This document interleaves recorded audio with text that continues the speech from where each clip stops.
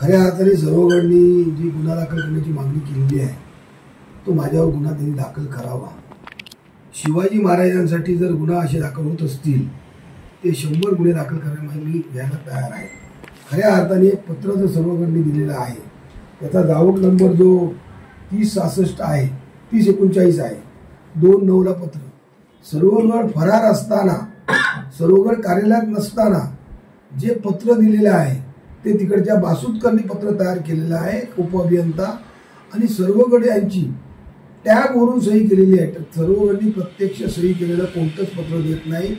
सर्वगड बाहेर असतात आणि टॅबवरून ते पत्रावर सह्या देतात, त्यामुळे ते पत्र आधी चुकीचं आहे आणि अधीक्षक अभियंत्यांनी त्यांना परवानगी देण्याकरता मी पत्र देणार आहे की अधीक्षक अभियंत्यांनी ह्या सर्वगडच्या गुन्हा दाखल करायला परवानगी द्यावी।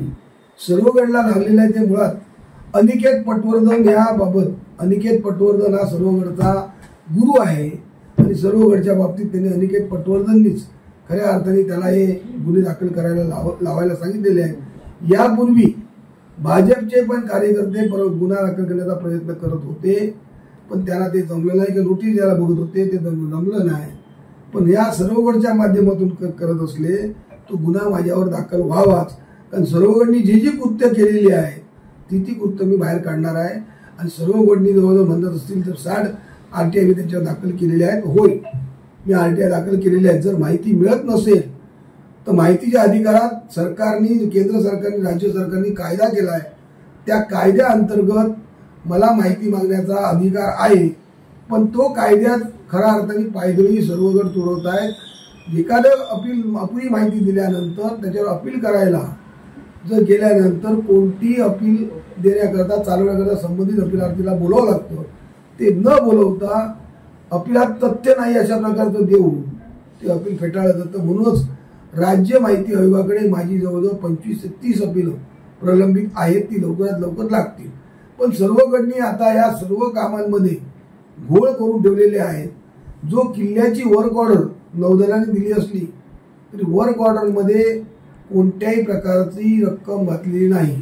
वर्क ऑर्डरमध्ये 3 महिन्याचा देखभाल दुरुस्तीचा कालावधी आहे। एखाद्या रस्त्याचं काम कोणत्याही देखभाल दुरुस्तीला कोणाकडे दिल्यानंतर तो रस्ता परत BNC कडे येतो।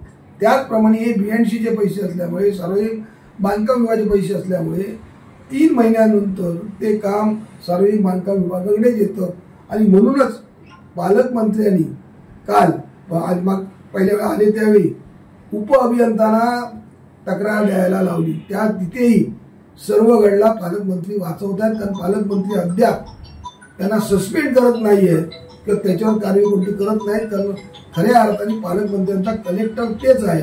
या जिल्ह्यातले जे कलेक्शन तेच करत आहेत, त्यामुळे पालकमंत्री त्या सर्वगडला कोणत्या प्रकारे काल पालकमंत्री जिल्ह्यात आले पण सर्वगड पालकमंत्र्यांच्या कार्यक्रमाला उपस्थित नाही। ही परिस्थिती बघितल्यानंतर खऱ्या अर्थाने सर्वगडनी या जिल्ह्यात जी कामं दिलेली आहेत आपल्या लाडक्या ठेकेदारांना त्या कामं देताना पण त्यांच्या असलेली त्यांची कुवत नसलेल्या ठेकेदाराला काम दिलेली आहे आणि त्यामुळेच आज सर्वगड आपल्या समोर पांघरून घालतात। एखादा सर्वगड ज्या आपल्या मुलाला 60 लाखाची गाडी घेऊन देऊ शकतो, ज्या महिन्यात लग्न आहे त्या लग्नावर करोडो रुपये खर्च करू शकतो, तो सर्वगड ही कामामध्ये मी नाही त्यातली कडीला वाचली असं करत असेल तर सर्वगडच्या बाबतीत मी उच्च न्यायालयात जाऊन सर्व या असलेल्या किल्ल्या प्रकरणात जो असलेला शिवाजी महाराज प्रकरण किंवा जे हेलिपॅड प्रकरण याबाबत न्यायालयात दाद मागणार आहे।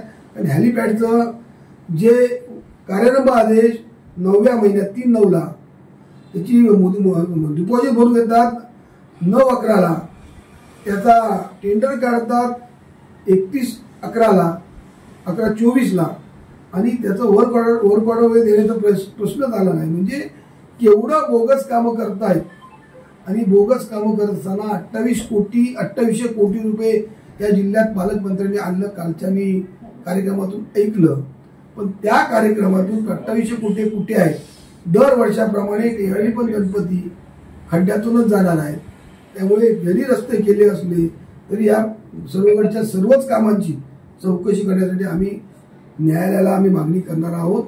त्याचप्रमाणे कालचा जो कार्यक्रम झाला त्या कार्यक्रमात भारत माता की जय हा पालकमंत्र्यांनी घोषणा दिली, पण शिवाजी महाराज की जय अशी घोषणा दिलेली नाही. त्यामुळे यांच्या मनात शिवाजी महाराजाबद्दल काय आहे ते आम्हाला याच्यातून दिसून आले.